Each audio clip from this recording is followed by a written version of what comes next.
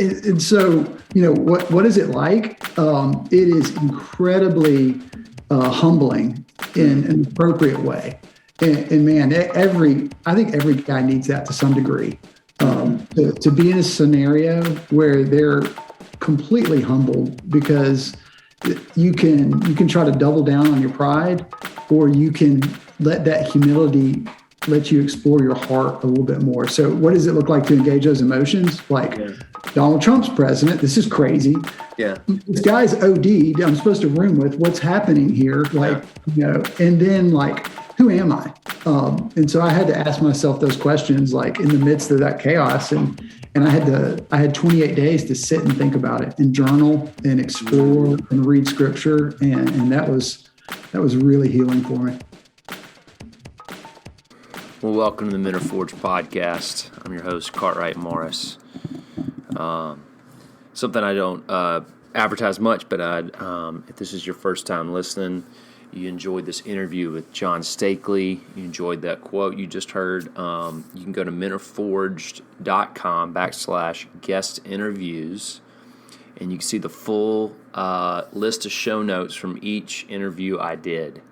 You can look through quotes, you can see their bio, and also the links are there to connect with my guest, different products, resources, specifically for John and his ministry to Unbound Grace, helping people deal with addiction, walk that out, how to get healing to grow.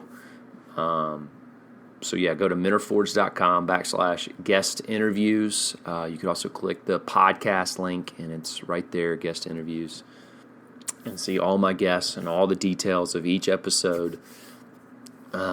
If you don't even want to listen to the episode, you could just go read about it and get just kind of main highlights, because I got highlights within there as well as the quotes. Check out menareforged.com. Subscribe, and you could actually just get that straight to email. You don't even need to go to the website. So, thank you for listening. Today, I'm really excited about just breaking down that quote. This is something, it's just been a constant theme of mine, constant theme of men I look up to. This is a constant theme of why I started this podcast, is the humbling moments that we experience as men. And John made a great statement. Are you going to let that humility actually grow you? Let me not misquote him. Let me make sure I quote him correctly.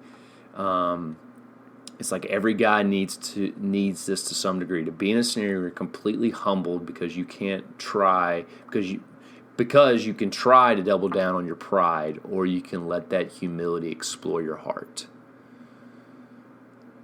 Like, that is the tendency of us. When we experience a humbling moment, we double down our pride and we hide behind whatever, we deflect, we puff out our chest, and we're really trying to hide an insecurity, a pain point, a traumatic event in our life, and instead of allowing that humility to hit us and we actually learn and grow.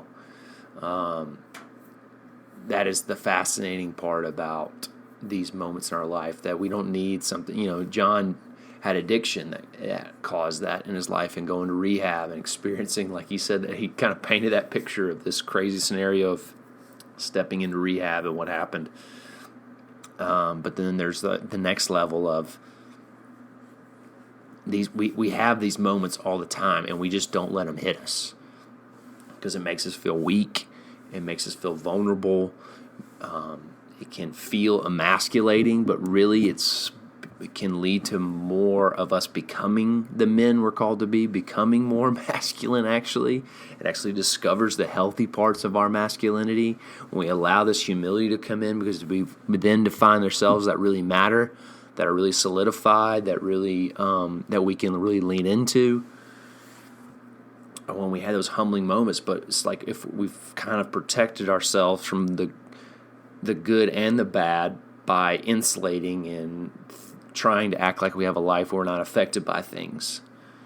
We allow our pride to kind of push everything away, and we don't allow people to get closer to us, aka therefore we don't know how to be in relationship and love well like we're called to as men.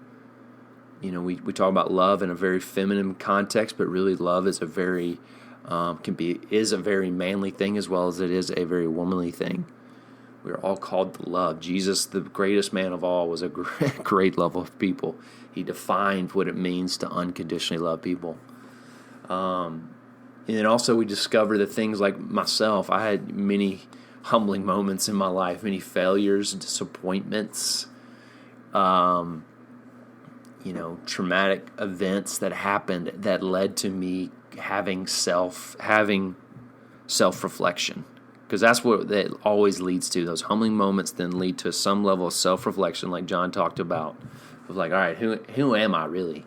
What are the things that actually should matter to me at the end of the day? Because it's not perception, because that's failed.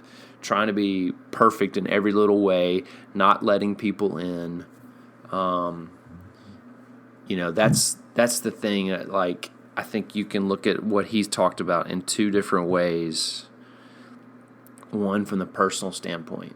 What is that humbling moment that you had?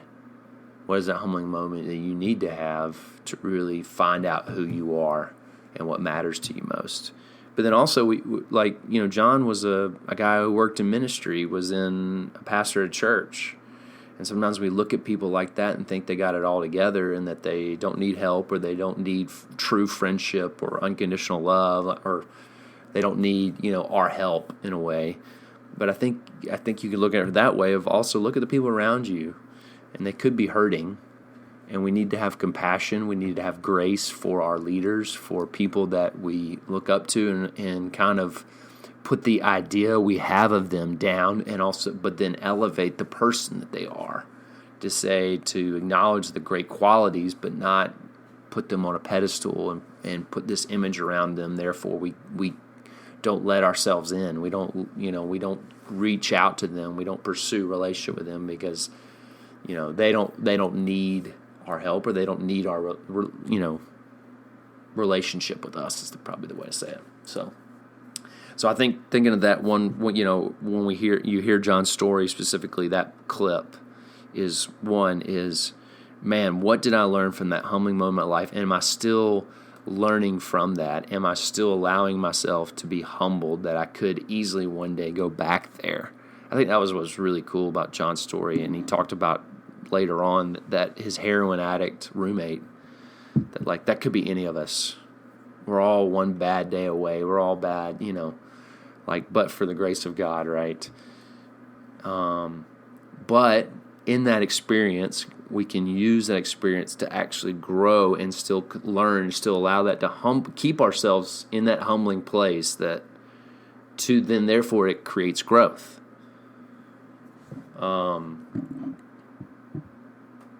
I think when we realize we've come from small beginnings, we've come from hard times, we then can have a greater awareness of where we are and have more appreciation where we are and not take it for granted.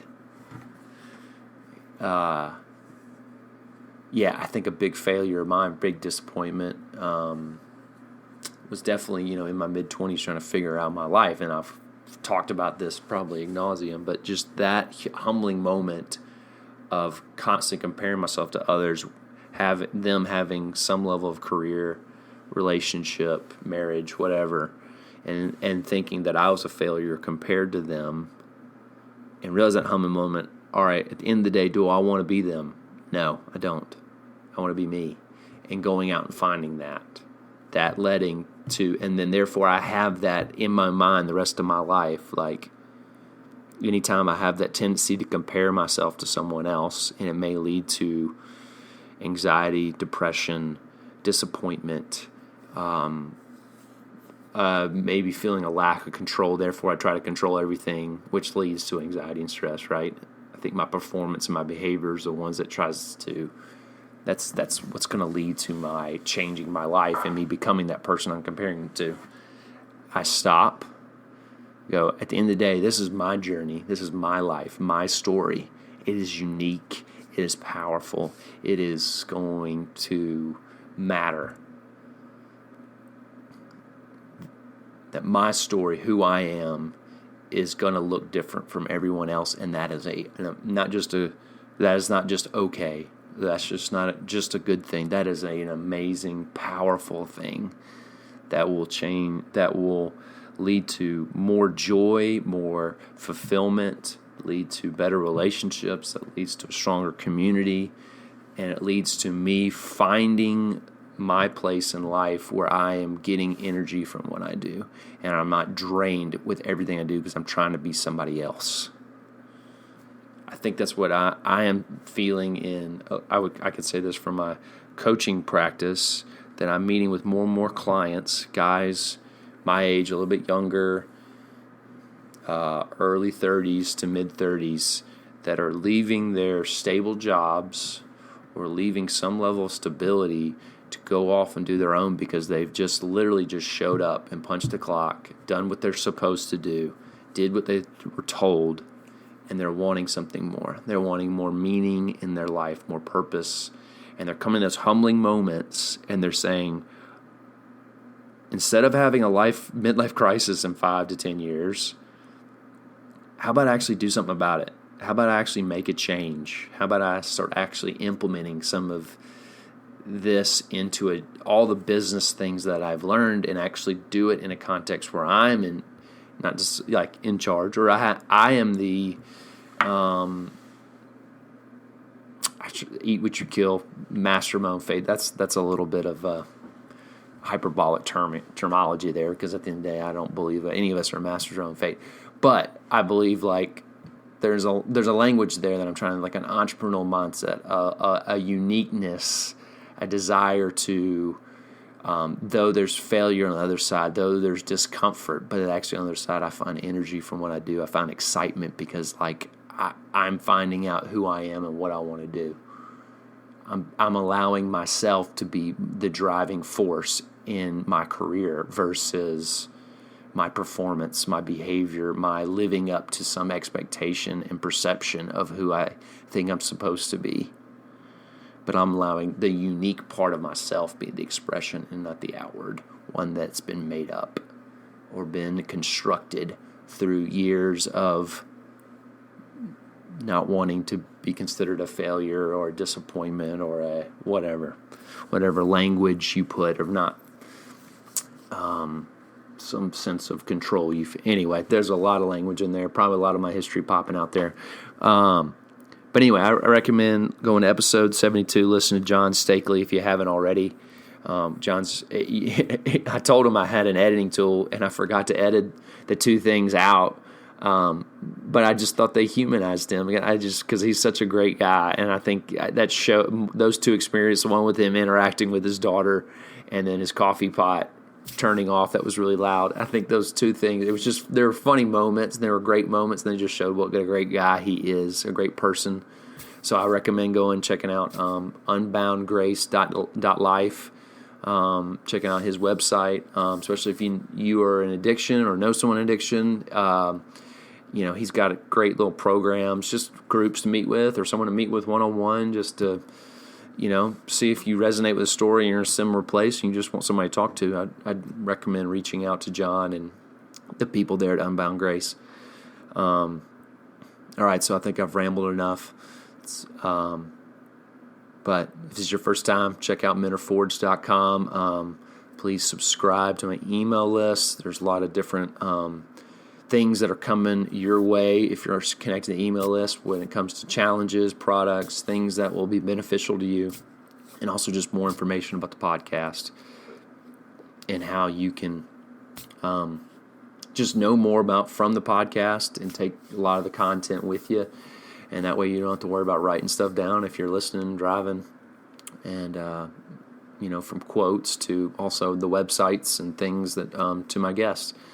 Because I got a lot of great people. I've really enjoyed just every guest, and I enjoy doing this. So I'd love to just continue it. Thank you for listening, and I will see y'all next time.